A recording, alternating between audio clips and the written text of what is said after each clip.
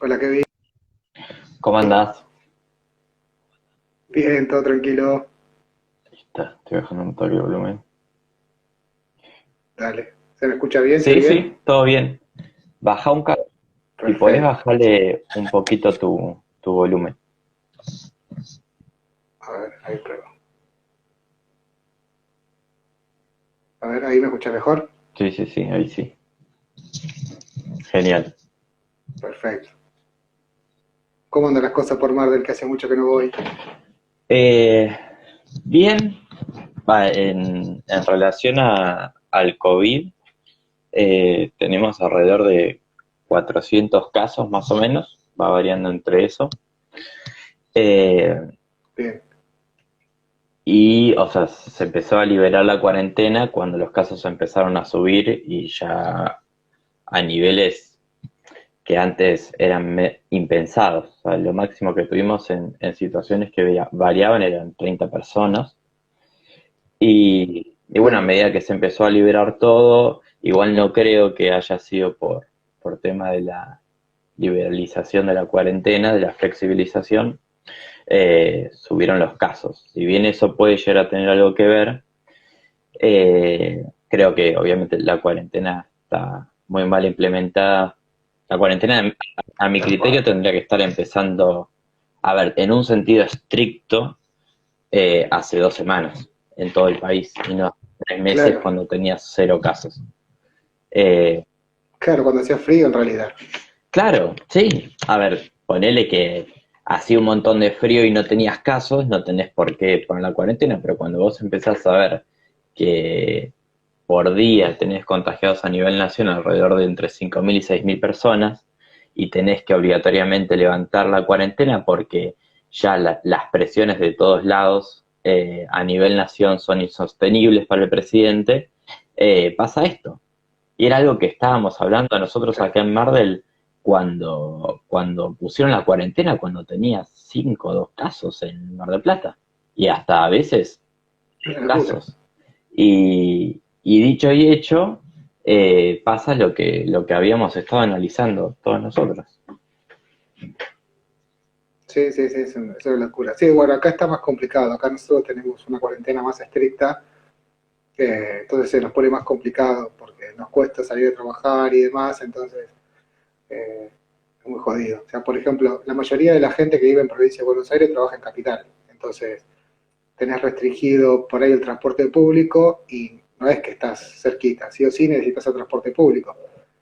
O aparte los gastos de trasladarte en un coche para capital es exorbitante. O sea, imagínate que si tienes que pagar un estacionamiento todos los días, tenés que pagar dos casas. Sí, Es una locura. Entonces acá es como que está todavía más complicado.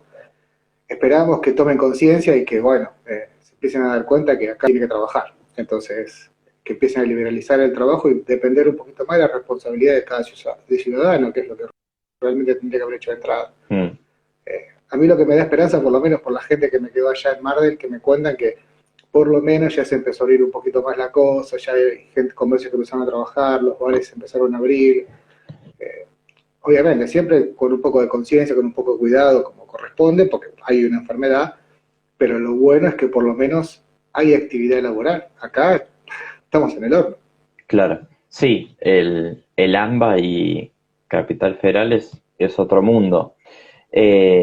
Acá igual, sin embargo, o sea, de mucha de un nivel estricto muy alto tuvimos 2 semanas, y después la gente empezó a salir, o sea, y los bares y los comercios empezaron a pedirle al intendente que presentarle protocolos para que abra. Bueno, y él iba y le pedía a Kicillof y Kicillof empezaba a probar esas cuestiones hasta que en un momento presentó los planes para los protocolos para el que gastronómicos y le dijo que no. Y bueno, y el intendente no le importó demasiado y abrieron igual, lo cual me parece Claro, sumamente lógico. Igualmente, los bares, y a ver, cuando digo bares, tal vez se malinterpreta, las cervecerías no pueden abrir al público, sí los cafés, sí, los, tal los cual. cafés más que nada. pero no se puede comer. O sea, solo podés sentarte, tomar un café y un sanguchito. Después, si querés almorzar en el restaurante, eh, no te dejan. Solo puedes llevártelo a tu casa. Eh, que está bien, bueno. No sé qué tanta diferencia le hace eso a los emprendimientos gastronómicos de la ciudad, pero bueno, algo es algo. La verdad que no termino de entender por qué la gente no puede comer en el establecimiento si está tomando un café y tal vez te sentás a tomar un café y tardas una hora y media si vas con alguien. No sé por qué no se puede comer. No, no lo termino de comprender eso.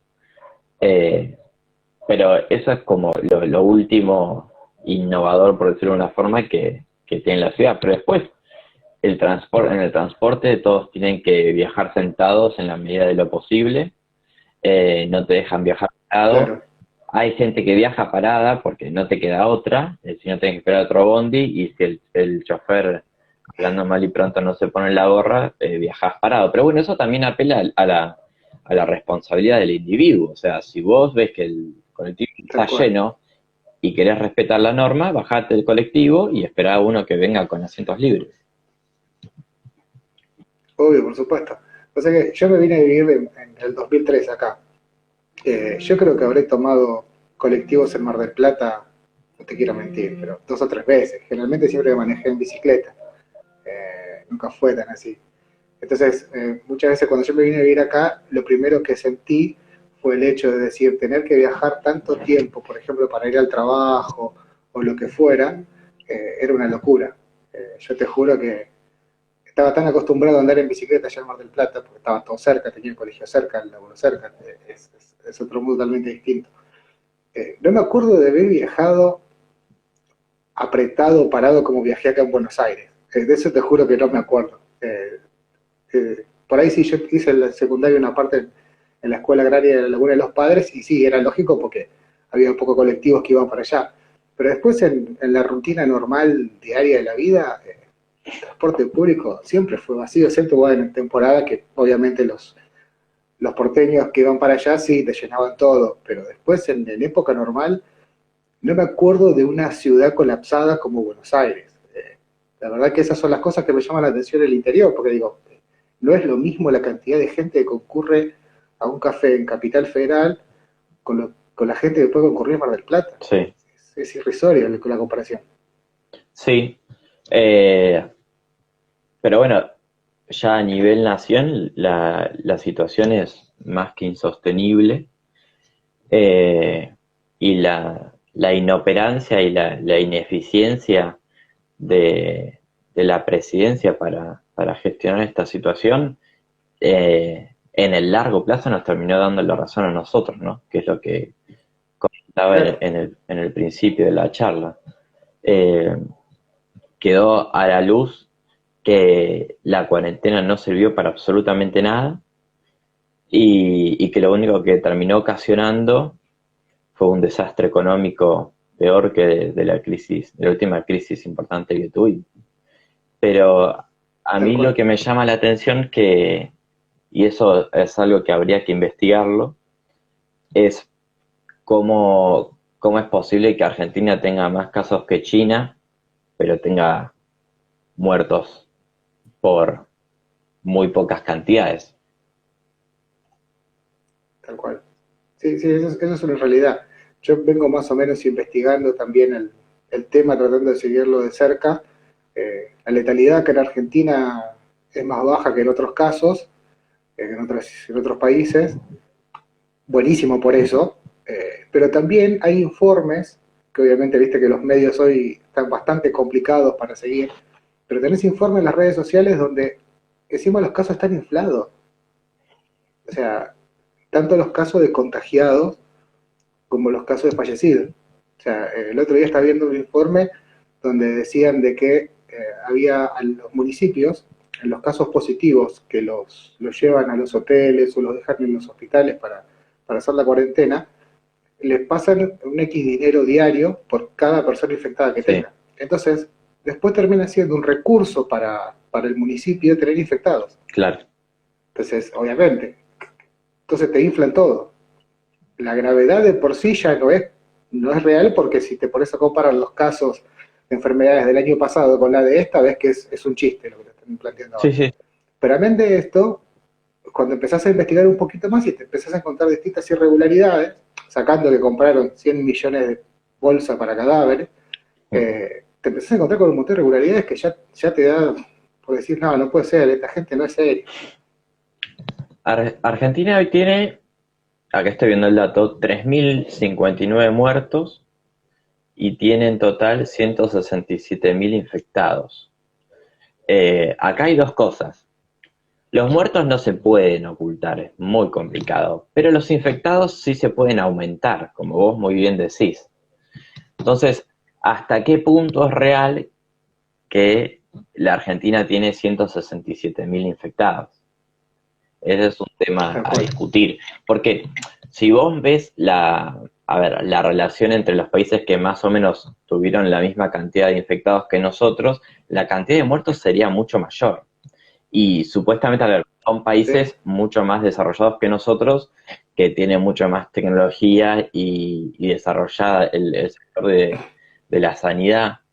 Entonces da para pensar cuál de los dos números está tocado. Si está inflado el caso de infectados o está reducido el caso de muerte. Yo lo veo difícil que toquen porque la gente que se muere es la gente que se muere, ¿no? Es medio sí. complicado manipular ese número. Pero los infectados sí. Y más cuando en el principio de la pandemia estaba centralizado el único lugar de la Argentina donde decían si la persona tenía COVID o no, en Buenos Aires. Claro. Sí, tal cual. Sí, que acá se concentró el mayor problema, eh, se puede decir también la mayor inoperancia, porque si de pronto, por ejemplo, el año pasado el sistema de salud atendió 900.000 personas en los casos de HN1 y H3N2. O sea, tenés 900.000 casos positivos. O sea, para que vos tengas 900.000 casos positivos, tuviste que tener 2.800.000 consultas por esos casos. Claro. O sea que el sistema de salud atendió a 2.800.000 personas en el transcurso de 2019. Ahora, si vos dejás de atender otras patologías y concentrás solo en una patología, ¿cómo puede ser que el mismo sistema de salud que el año pasado atendió 2.800.000 personas, hoy se encuentre colapsado y supuestamente en 3 meses, 4 meses ya de cuarentena, reforzaste el sistema de salud? Sí. No cuadra por ningún Sí, lado. es insostenible. La situación hace agua por todos lados. Pero a ver, a lo que vamos con esto es no a la ineficiencia en la gestión, en términos de los números y de que las cosas se caen por sí solas, sino el agujero que han causado en toda la sociedad argentina y lo rápido que se espiralizó la crisis debido a estas decisiones. Y ahora el plan para salir de esto es hacer lo que saben hacer siempre, que es emitir más dinero del que emiten y alentar al supuesto consumo, creyendo que el consumo es lo que hace crecer una nación. O sea, siempre terminamos en el mismo lado y lo que termina generando eso en realidad Tal cual. es lo que todos sabemos: mayor déficit fiscal, mayor endeudamiento, mayor inflación, por lo tanto mayor pobreza, mayor desempleo, mayor indigencia y mayor caída del PBI. O sea, no hay solución por ningún lado. Eh, pero a mí lo que más me preocupa eh, es la gente. A mí Tal no, cual. a ver, para que se entienda. A mí no me importa si hay, en términos personales, no me importa si hay un gobierno socialista. A mí me preocupa la gente que votó a ese gobierno socialista. Y la gente que somos todos nosotros, la gente, quiero aclarar, que hace 70 años venimos votando el mismo régimen. O sea, lo que me preocupa somos nosotros, no la gente que está postulada. Claro. Ese es el problema. Eh, y eso es algo que hablábamos con Agustín Echevarne en una charla que tuvimos. ¿Qué tiene que hacer el liberalismo para, para estudiar a la gente y ver por qué decide lo que decide y cómo correr esa decisión hacia la alternativa liberal. Y eso es algo que, a mi humilde opinión, todavía el liberalismo en Argentina no logró hacer. Eh, y, y creo que hay mucho para investigar sobre el tema y, y mucho para hacer. Tal cual. Sí, vos sabés que yo siempre planteo que no nos dimos cuenta y hace 15 años perdimos una batalla cultural que no sabíamos que había, porque hace 15 años no nos dimos cuenta qué estaba pasando. Y por ejemplo, la Cámpora eh, arrasó con las universidades y con los colegios secundarios, y ninguno se percató de que ahí están los votantes que hoy le siguen. Entonces, yo a veces me pongo a pensar, yo estudio ciencias políticas, entonces a veces me pongo a pensar, digo, ¿cómo no nos dimos cuenta en ese momento qué estaba pasando? Que nos estaban llevando puesta la juventud que hoy vota. Entonces, hoy esa gente está siguiendo a estos falsos líderes, porque son falsos líderes. Entonces, desde ahí te encontrás con esa situación. Entonces, estamos complicados desde ese lado. Y hoy el liberalismo se puede poner a trabajar desde el lado de transmitir la idea, desde el lado de esa batalla cultural, pero no hay mucho tiempo, porque no es que podemos hacer un cambio rotundo en este momento, o sea, eso lleva tiempo. Y los problemas que tenemos están a corto plazo. O sea, hoy ahora ya sabemos que vamos a tener una inflación, que la tenemos que comer porque no queda otra. O sea, menos que el gobierno tome conciencia de lo que tiene que hacer y empiece a hacer el cambio radical que necesita hacer, como bajar el gasto público, empezar a hacer las reestructuraciones que tiene que hacer, que generalmente la Argentina siempre busca los peores momentos para hacer los cambios, no hace cambios graduales. Generalmente hay una crisis muy grande y tiene que hacer un corte rotundo y cambiar de rumbo. Si no entiende que tiene que hacer ese cambio, estamos complicados. Y la batalla cultural que tenemos que dar es una batalla que va a llevar tiempo, que en cierta forma, o sea, siempre nos reímos nosotros y lo decimos en joda, pero es verdad. La mayoría de la gente es liberal, lo que pasa es que no lo sabe. O sea, vos le planteás a cualquier persona nuestros principios y cualquier persona te va a decir, sí, yo quiero pagar menos impuestos, yo quiero abrir mi negocio y quiero abrirlo sin problema y quiero abrirlo de manera legal. Entonces, desde ese lado, vos decís, hay un montón de liberales. Lo que pasa es que ellos terminan comprando lo que le venden. O sea, hoy por ejemplo estábamos en Twitter riéndonos cuando le pusieron el 10,5 a la leche. O sea, el gobierno nacional y popular te está poniendo 10% de IVA a la leche. O sea, hay un montón de cosas, pero si con ese caso no te das cuenta que ese no es tu gobierno, hay un problema cultural muy grande que tenemos que cambiar. Yo, y esto es, entiendo perfectamente lo que decís, y es lo que dice todo el liberalismo que sigue la gran premisa que Friedman decía en su momento, primero los datos, o sea, primero los datos, y que los datos matan al relato.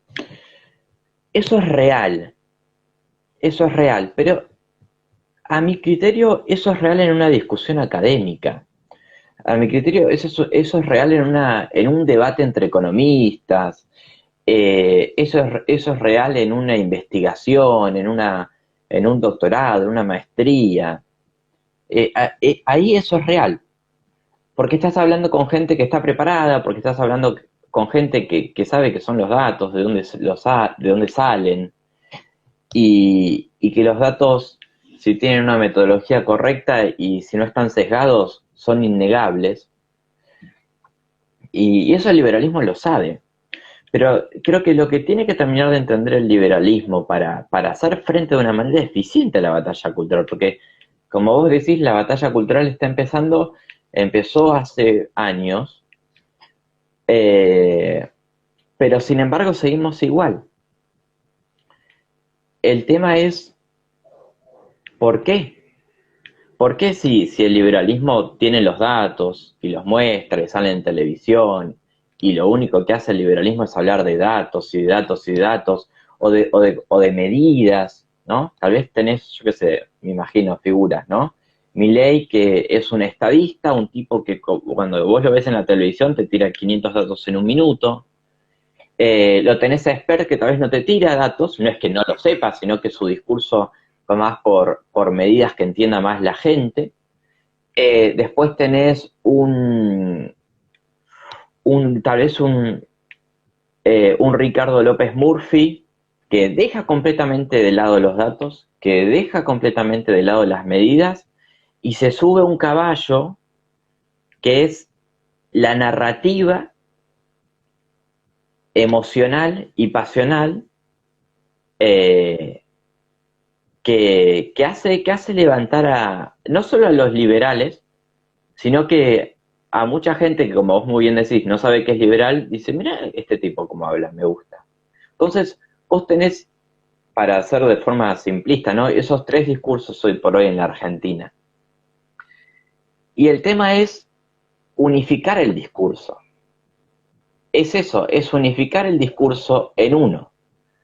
Y es verdad que Milei ha dado una batalla cultural y todos le estamos agradecidos a eso y la continúa haciendo y es un grande. Sí. Pero fijémonos quiénes siguen a Milei. A Milei lo siguen chicos jóvenes de nuestra edad, más o menos hasta los 30 años, más o menos. Pero si nosotros nos fijamos quiénes son los seguidores de Milei, si podríamos hacer un análisis de mercado de los seguidores de Milei, creo que encontraríamos chicos de clase media alta o de clase baja llegando a la media, que tienen la facilidad y el acceso a una computadora e internet y ver que lo que dice Milei es cierto. Son chicos que están más o menos instruidos, que saben buscar en internet, entonces saben qué es un PBI, saben qué es la inflación, pueden buscar los datos en el INDEC, pueden buscar los datos en el Banco Mundial y seguir divulgando los datos y los datos. Claro. Pero el tema acá, a mi criterio, es que con los datos no hacemos mucho. Porque si la Argentina hoy tiene alrededor de un 50, un 60% de pobreza, ¿vos creés que la gente pobre de la Argentina tiene capacidad de entender el discurso estadista? ¿Tiene capacidad de entender el discurso de los datos?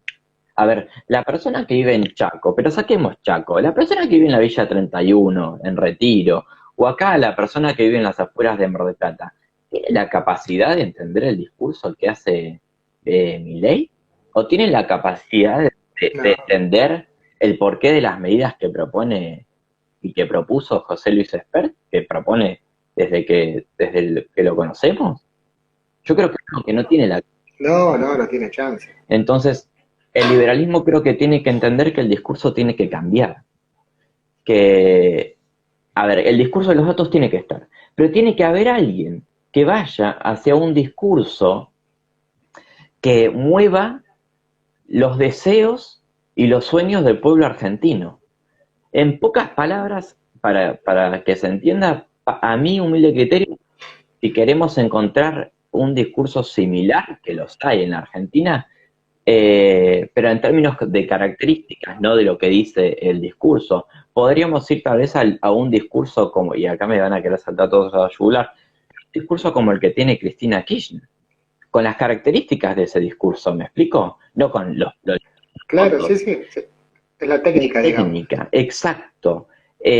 Con el discurso que tal vez en su momento tuvo Alfonsín. Ese es el discurso que la historia argentina y que los argentinos han demostrado que funciona. Si a nosotros nos encantan los datos, si nosotros evaluaríamos las técnicas discursivas de las personas que ganaron en su gran mayoría, fueron unos grandes comunicadores. La política es ¿Sí? comunicación, no es justificación, es facilidad de comunicar y de convencer con las palabras que uno puede decir. Eso es como yo lo Tal digo. cual. Mira, yo sí me pongo a analizar muchas veces los grandes estadistas, y una de las cosas que más me llama la atención y que me cuesta muchísimo entender son, por ejemplo, lo que se conocen como los líderes carismáticos.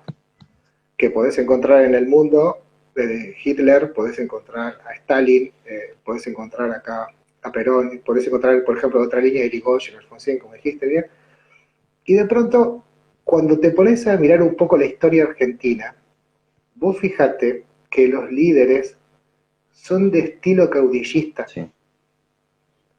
O sea, mirá Carlos Menem, ya estamos hablando muy lejos. Mirá Carlos Menem, y después de Carlos Menem, anterior a Carlos Menem te fijas a Alfonsín, después tenés a De la Rúa, y después viene Néstor y Cristina. Entonces, el argentino tiene una manera de ver a su presidente como el líder que lo tiene que hacer todo y lo puede hacer todo. Uh-huh. Y ahí muchas veces es donde se pone en compleja la situación, porque en realidad el presidente puede hacer algunas cosas, pero si la gente no entiende que el que tiene que darle a la República es el ciudadano y espera que le venga todo de arriba, entonces va a seguir votando lo mismo, va a seguirse lo mismo. Porque el foco está, no es que te puede dar a vos el Estado, es lo que vos podés darle a la ciudad. O sea, el Estado es un ente que tiene que solamente regular, nada más. O sea, no tiene más que nada que hacer, es un vedor. Se fija que las cosas funcionen bien. Después el que tiene que hacer que funcione todo somos nosotros. Entonces, desde esa mala concepción que se tiene, vos te vas a encontrar que la gente está acostumbrada a eso. Quiere una persona fuerte en el ejecutivo para que le solucione la vida. Entonces, cuando te pones a mirar para atrás, de pronto empezás a decir, pará, son más o menos todo este estilo. Entonces, esa discursiva que vos decís es muy importante, porque cuando vos te encontrás, pero no por menospreciar al laburo, porque en realidad no tiene que ver, pero sino por el acceso a la información. El verdulero de la vuelta de mi casa se va a poner a buscar cuántos infectados hay o qué es el COVID. Mi tía, que tiene 90 años, no se va a fijar, me dice, che, se están muriendo todos por todos lados. ¿Entendés? Y cuando le dicen, no, bueno, pero no vamos a pagar la deuda externa porque no queremos atosigar a la gente. Entonces vos agarrás y cuando le querés explicar a alguien grande, es muy difícil. Y alguien que no tiene acceso a la información es doblemente difícil porque no va a poder chequear lo que le están diciendo, las mentiras que le dicen. Ese es el gran problema. Sí. A ver, también ahí tendríamos distintos tipos de seguidores, ¿no? Como vos muy bien decís, y como también había mencionado, es, por ejemplo, el seguidor de Milei puede ser la persona que lo escucha, se atrae por el discurso, va y comprueba la información, ¿no? Y eso lo incentiva más a adentrarse más en todas las puertas que te deja abierta Milei cada vez que habla. Claro. Pero después tenés también la otra persona que escucha a Milei, lo compra y no chequea la información. Y lo sigue porque le gusta cómo habla. Y después tenés otras personas que no le interesa. O sea, ver a Milei es lo mismo que ver un árbol. O sea, le es indiferente. Que seguramente creo que son los menos. Y después tenés la otra persona que apenas abre la boca a Milei, apaga la televisión. Sí. Y a ver, ¿por qué hablamos de Milei? Porque Milei para a mi criterio, es el referente hoy por hoy liberal de la Argentina. Por la llegada que tiene y por lo que representa. Pero Claro. como estábamos diciendo, con Milei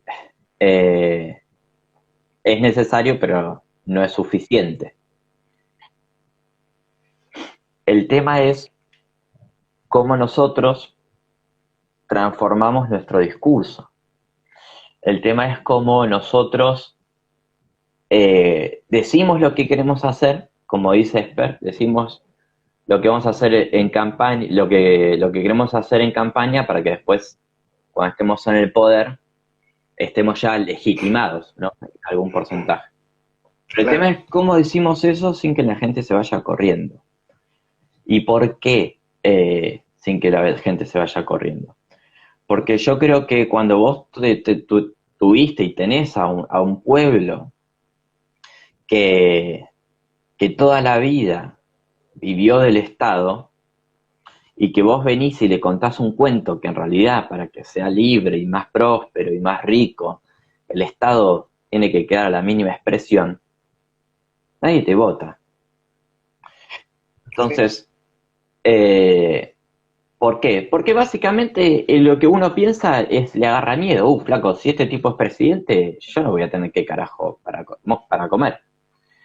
Me imagino una Argentina caótica, ¿no? Como si la Argentina de hoy no sería caótica, pero es lo que sucede Tal cual, en sí. la mente del argentino. Entonces, la clave está en la habilidad discursiva, en la narrativa. Entonces, ¿cómo hacemos nosotros para transformar esas medidas eh, de una forma que no tenga ese impacto negativo de miedo y de rechazo, sino todo lo contrario? Mira, nosotros en Lanús tenemos armado distintos equipos de trabajo. Yo estoy ayudando en la parte de proyectos, después tenemos otros chicos que están en la parte de comunicación y demás, y lo que tratamos de hacer es armar propuestas Ujú. y trabajar con el equipo de comunicación para que esas propuestas sean sencillas, sea un idioma claro para la gente, sea más puntilloso. O sea, en la explicación tiene que ir al hueso. Entonces, vos cuando leas cuáles son nuestros proyectos, que vos entiendas realmente qué es, no algo complejo, ¿eh? O sea, no es que te voy a decir, mira, vas a pagar menos de impuestos porque te voy a achicar el Estado, no. Vamos a achicar el Estado de esta manera, o sea, vamos a buscar siempre algo que sea justo lo que el votante tiene que escuchar. Entonces, ahí es la manera que nosotros tenemos de transmitir. Es una de las cosas que estamos probando, ¿no? Creemos que esa es la mejor manera de poder explicar el proyecto grande con esas cosas chiquititas, como para poder llegar y poder entenderlo, porque el problema más grande que tenemos es la comunicación. ¿Cómo le podemos transmitir a nosotros, a la gente común, como decís vos, que la verdad que no entiende los datos, no tiene ganas de buscar los datos, un tipo que trabaja 12 horas por día, ¿vos te pensás que le va a interesar escuchar a Milei una hora? No tiene ni chance. El tipo no le interesa, le interesa pagar el plato de comida día a día. Entonces, a esa persona le tenemos que explicar que, por ejemplo, bajando el gasto público, él va a tener menos impuestos. Y si tiene menos impuestos, le va a alcanzar más la plata. O sea, si desde la provincia, por ejemplo, en Lacha, dice, muchachos, yo el ingreso bruto lo elimino, el laburante, el monotributista, va a tener un alivio. Sí. Y eso es importante transmitirlo.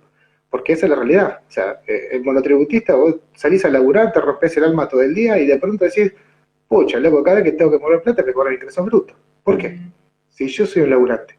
Porque no es que estás hablando de un inversionista que tiene que pagar ingresos. No, estamos hablando del laburante cotidiano. Entonces, la idea siempre es tratar de comunicarlo de esa manera. Obviamente todavía no podemos salir a la calle acá como para poder transmitirlo desde otro lado y probar otra técnica con la gente. Quizás por ahí cuando podamos salir a la calle y hablar directamente con las personas, nos va a dar la posibilidad de poder transmitirlo mejor, de poder explicarlo y tantear distintas formas de tener una discursiva más común para el público en general. Por ahí lo que tiene de bueno Unidos es que hay muchos chicos jóvenes, que eso es uno de los motivos por los cuales me afilié a Unidos, y los chicos jóvenes tienen esa cosa de decir, a ver, yo quiero investigar, le voy a buscar una vuelta de rosca. O sea, me pasa con mi hijo, yo tengo un hijo de 15 años que cada vez que yo le digo algo, le cuento algo, el tipo va y lo googlea y me lo chequea.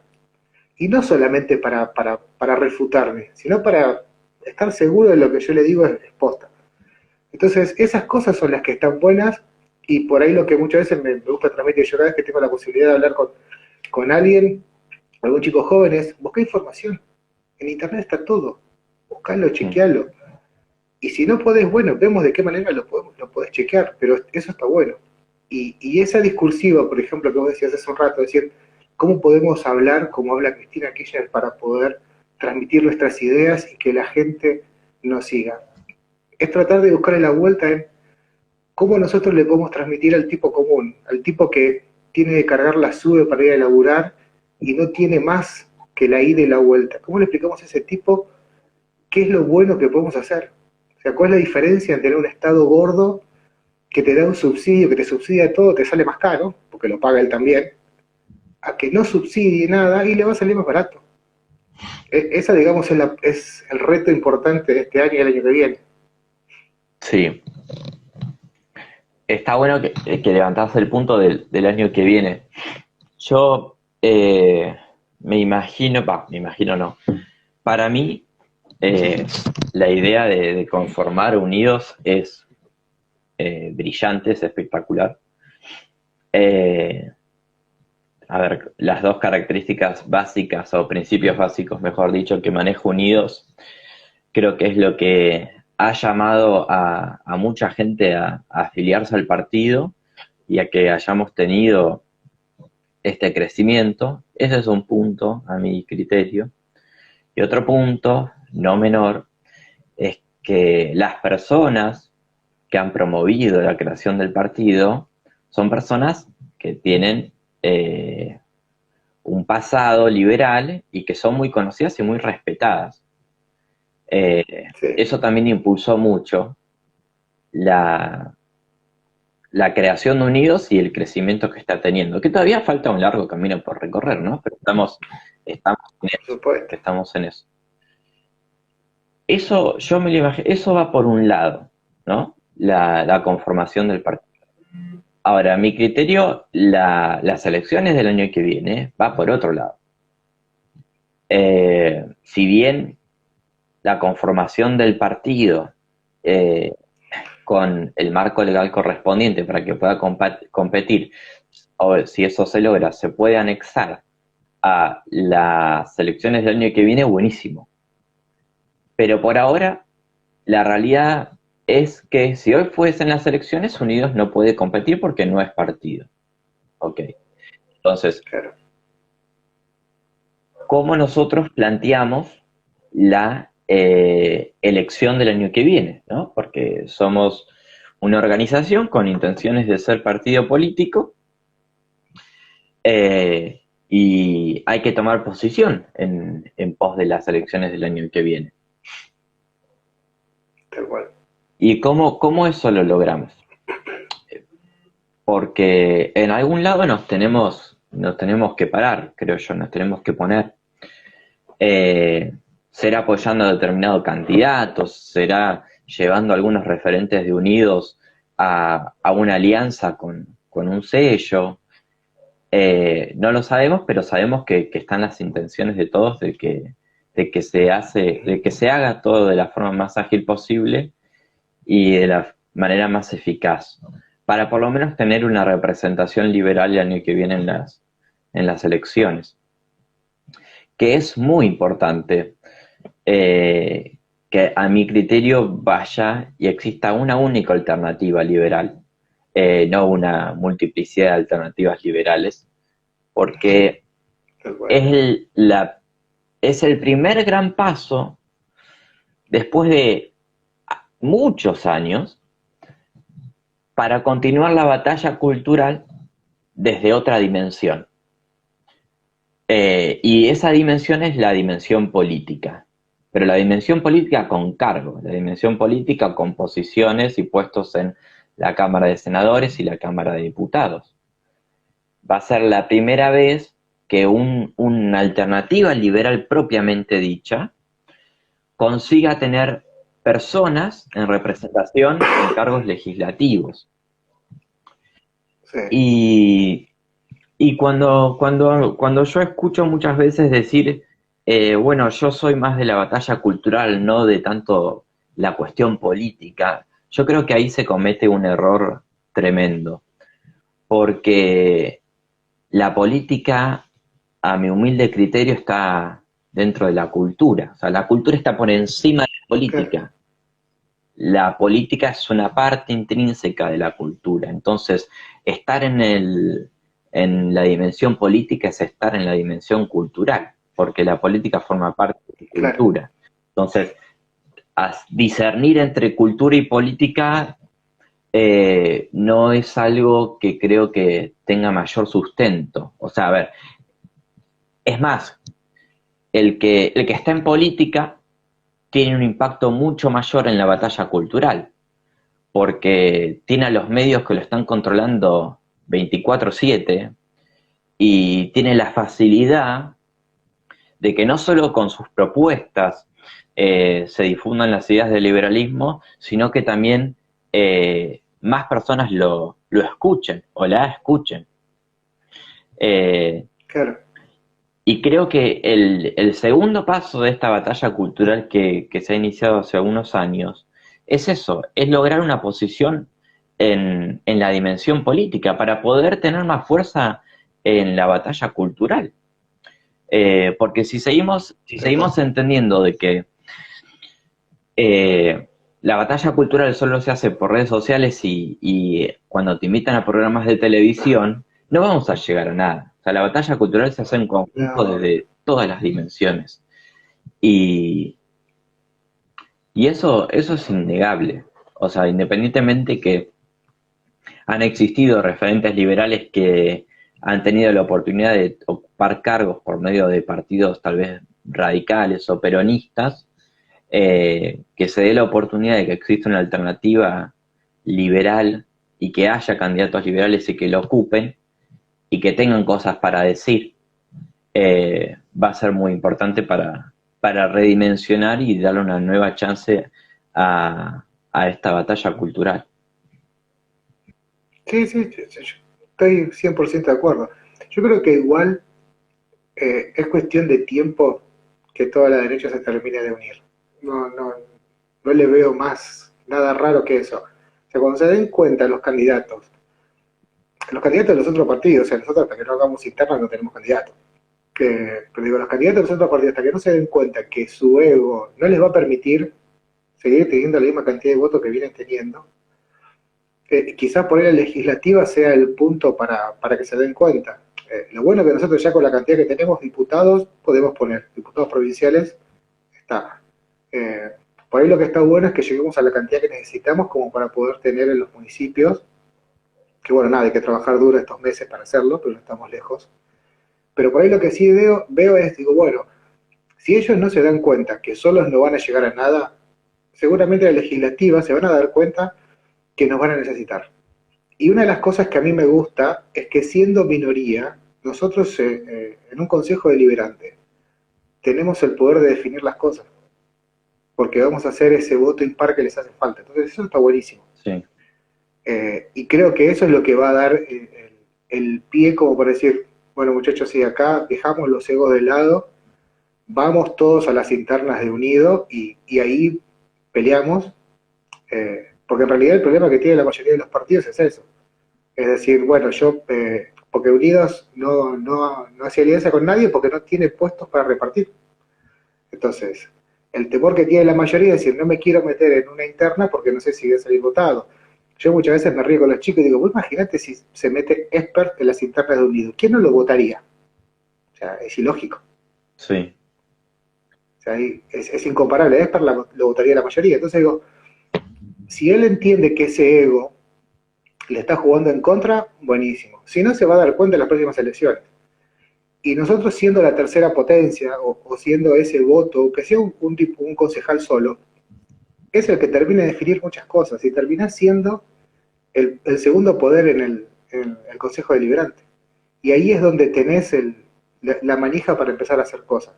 Y eso está bueno, porque después los proyectos que nosotros hablamos, los proyectos que nosotros comunicamos, los vamos a ir poder llevar de a poquito y de adelante, porque eso también es importante. Hasta que no tengas poder, podemos tener un montón de proyectos, pero si no tenés poder no los puedes ejecutar. sí, Y ahí es donde por ahí empieza la traba. Por ahí una de las cosas que nosotros siempre tratamos de decir es que nos gusta tener contacto con los vecinos, que los vecinos sepan lo que estamos haciendo. Y que también los vecinos nos puedan presionar a nosotros, porque está bueno también que si nosotros prometemos algo o estamos llevando algo adelante y no lo estamos haciendo, que el vecino sepa por qué no lo hizo y que de última me apriete para amigo o el que sea, ¿no? O sea, que apriete al que está ahí, como decir, loco, apurate porque me dijiste que me ibas a poner la luminaria en la vereda y no la sí, tengo. Sigue mi calle, sigue oscura. sí, Entonces, esas cosas son importantes y que de última el vecino sepa, no, mirá, la verdad que yo lo propuse y me lo están rebotando y no le puedo hacer nada. Y la presión del ciudadano es muy importante al momento de poder ejecutar una ley, sí. porque la gente lo termina escuchando. Entonces esas cosas son fundamentales. Y la batalla cultural es un poquito de todo. Ahí depende mucho de cómo trabajemos estos meses como para seguir dándola. Después, una vez que logremos algunos puestos en los consejos deliberantes, vamos a hacer un cambio muy importante. Y yo ya ahí veo un 2023 con un buen posicionamiento. Quizás ahí yo veo más una alianza que por ahí ahora, como que lo veo más a largo plazo. Pero bueno, viste cómo es esto, capaz que por ahí se terminan, porque ya hay algunas charlas, capaz que dentro de unos meses terminan con una sorpresa y entra Espe o Milei a las internas, no lo sabemos eso después lo van a decir. Sí, sí. Eh, hay un gran trabajo por hacer y y es una responsabilidad enorme la que nos pusimos a los hombros y que comparto, obviamente, porque creo que, a ver, voy a ser un poco egocéntrico, pero creo que de nosotros depende el futuro de este país, de Sí, nosotros los liberales, ¿no? Eh, ¿Por qué digo esto? Porque ha quedado demostrado que ni el radicalismo pudo, pero no el radicalismo de Alfonsín, el radicalismo de Cambiemos no pudo, y el peronismo más duro tampoco. Eh, entonces, ¿cuál es la otra opción? Bueno, la otra opción es ir corriendo un poco cada vez más para la libertad, ¿no? Como dice el himno, que claro. tan por atrás nos pasamos. Libertad, libertad, libertad es todo lo que no tenemos en la actualidad. Tal cual. Eh, pero como hablábamos recién, el tema de que nosotros no somos mayoría, somos una minoría ínfima. Y acá lo que yo veo que sucede mucho entre nosotros los liberales es que existe un sesgo muy importante y eso de nosotros tenemos que ser conscientes y no tenemos que pecar de, de, de creernos omnipresentes, que es que nosotros creemos que la Argentina está transformándose al liberalismo. Eh, y creo que en su mayoría eso no es así. ¿Por qué no es así? Porque nosotros hablamos entre nosotros. O sea, los liberales hablan entre liberales. Lamentablemente hoy por hoy es así. Hoy, en la actualidad, nosotros hablamos entre nosotros y nos decimos las cosas que nos gustan y que compartimos. Entonces empezamos a creer que todo el mundo es liberal, pero en realidad lo que no nos damos cuenta es que estamos hablando entre nosotros.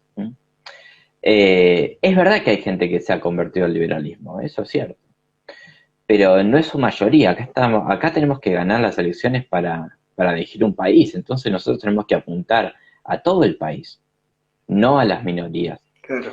Y creo que eso es lo que tenemos que entender. Es verdad que las redes sociales y los medios de comunicación nos han ayudado mucho a difundir nuestras ideas,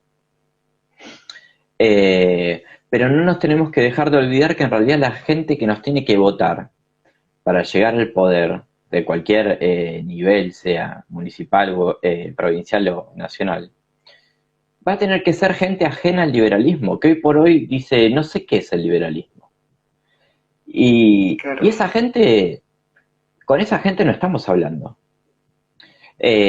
Nosotros estamos compartiendo cosas por redes sociales y si vos te fijas los seguidores que tenemos ya son liberales.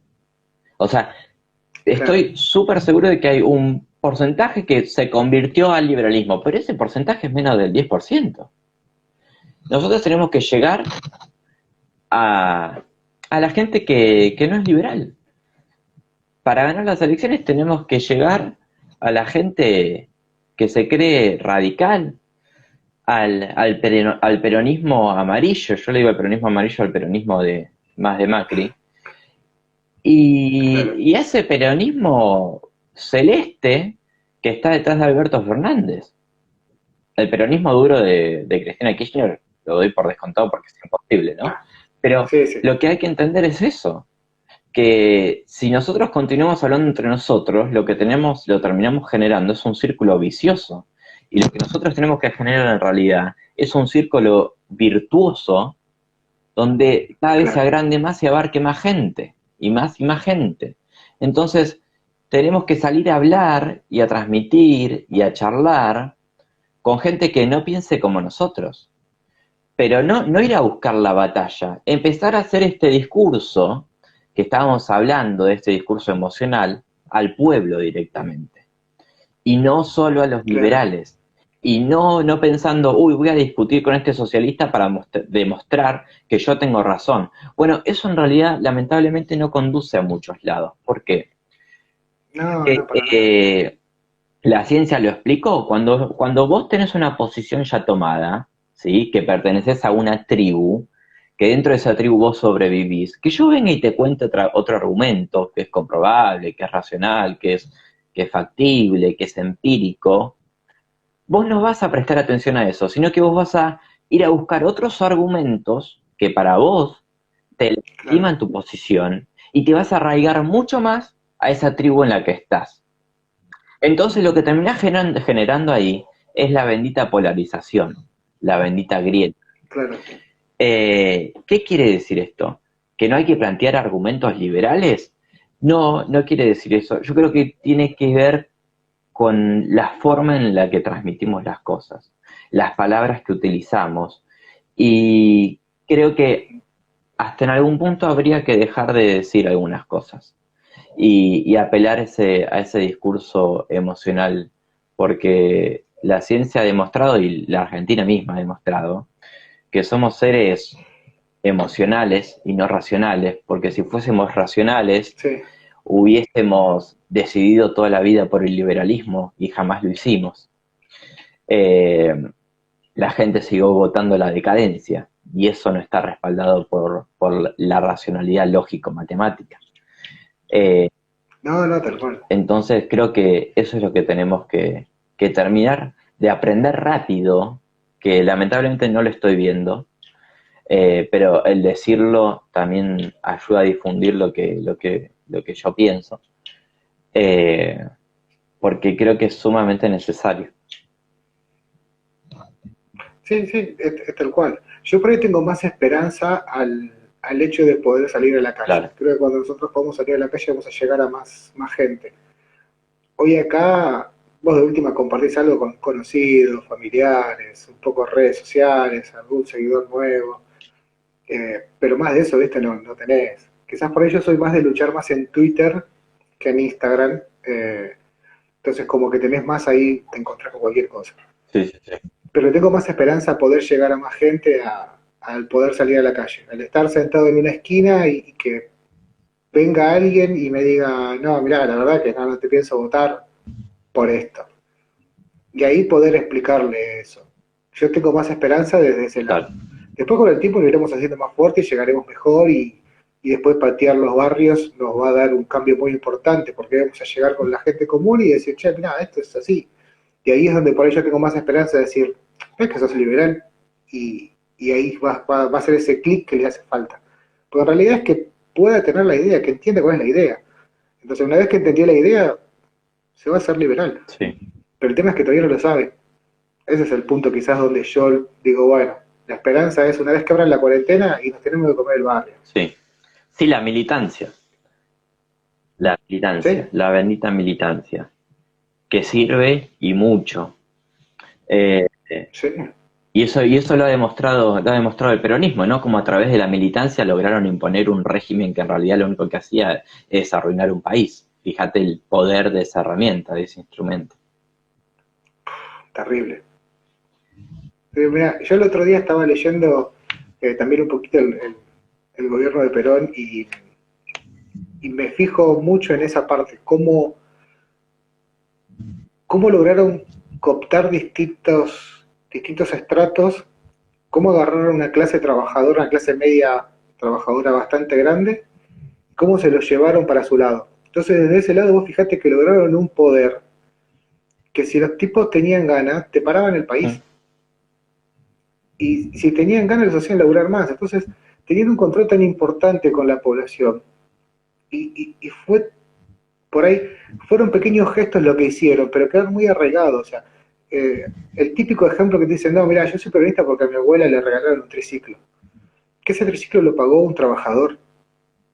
está perfecto, o sea, no es que el triciclo vino de arriba. Sí, sí, sí. Y después empezaron a mandar tantos conceptos erróneos que la gente los consumió tal, que hoy siguen estando presentes, pero es tan visceral lo que sienten, que de pronto, viste, decís, ahí es donde yo digo, bueno, cuando yo pueda pararme frente a frente con esta persona y poder explicarle qué es lo que nosotros transmitimos, cuál es nuestro ideal, va a estar de nuestro lado. Pero mientras tanto, siguen pensando en esa cosa visceral que quedó más que nada como algo emotivo que le pasó a la familia, porque no lo vivió. O sea, Bueno, ¿ves? qué sé yo, a mi abuela que le hayan Es lo que regalado. hablábamos recién. ¿Cómo? Vos lo acabas de mencionar, la Claro. emoción. Es la emoción lo Sí, que sí, rige un pueblo. es eso, sí, 100%. El tema. O sea, no sé, por ejemplo, Sí, suponete que a vos, o sea, a tu abuela le regalaron una cocina, Perón le regaló una cocina. Entonces, vos te vas a quedar con ese hecho. Y eso es lo que te trae hoy, y se te planta un peronista y votás a un peronista, por más que vos veas que el peronista te está mintiendo, porque te das cuenta que te está mintiendo, porque si escuchás un poco el discurso sabés que no va a ser así, y ponele que te lo compraste el discurso. Una vez que está en el poder, ya te das cuenta que cuando está abrazando a Hugo Moyano y dice que es el mejor dirigente sindical, te das cuenta que es un ladri, entonces ahí ya te tenés que dar cuenta, pero no, es tan emocional, tan visceral lo que siente, que no le importa lo que digan en el medio. ujú. Ese es el tema. Igualmente, déjame hacerte un punto ahí, porque Sí, es complicado eh, a nivel a nivel inconsciente, a nivel de nuestro sistema de creencias, dar vuelta a una creencia. No es fácil. No es fácil que vos modifiques por medio de que una persona te vaya a hablar. No digo que no sea válido y que no hay que hacerlo, ¿eh? no, no, seguro. Que vos modifiques una creencia de una persona. Eh, Hay creencias que están más arraigadas a la persona que otras. Eh, Ujú. o sea, la discusión para hacerle creer al otro que nosotros tenemos razón, yo creo que hay que tomarla con pinzas. A ver, vos de qué viene, estás tirando todos los argumentos en contra. Sí, pero creo que es para que logremos entender de que hay otra forma de convencer a la gente, que es como sabe hacer bien la ciencia del marketing, que es vender sin vender, decir sin decir, eh, Claro. y por ahí. A mí me parece que es por ahí. Me parece a mí. Eh, ir a confrontar es válido, eh, pero creo yo que también, y esto es algo que se me ocurrió hace tiempo, Sí. es que creo que el liberalismo tiene que buscar un enemigo, como lo ha encontrado el kirchnerismo y como lo ha encontrado en realidad todos los gobiernos tienen un enemigo para crear un fantasma, no un fantasma, sino un enemigo para contraponerse y oponerse y así exponer sus argumentos y exaltarse uno más, ¿no? Hacerse más grande frente al otro que queda más chico. Y ese Claro. enemigo, para mí, no tiene que ser el socialismo. Ese enemigo no tiene que ser ni el peronismo, ni Cristina Kirchner, ni Macri. Para mí ese enemigo tiene que ser la decadencia argentina y punto, donde entren todos, hasta que entremos nosotros, porque nosotros somos también responsables del que el país esté así. Tal Creo cual. que ese es el enemigo que tiene que buscar el liberalismo y hablarle a ese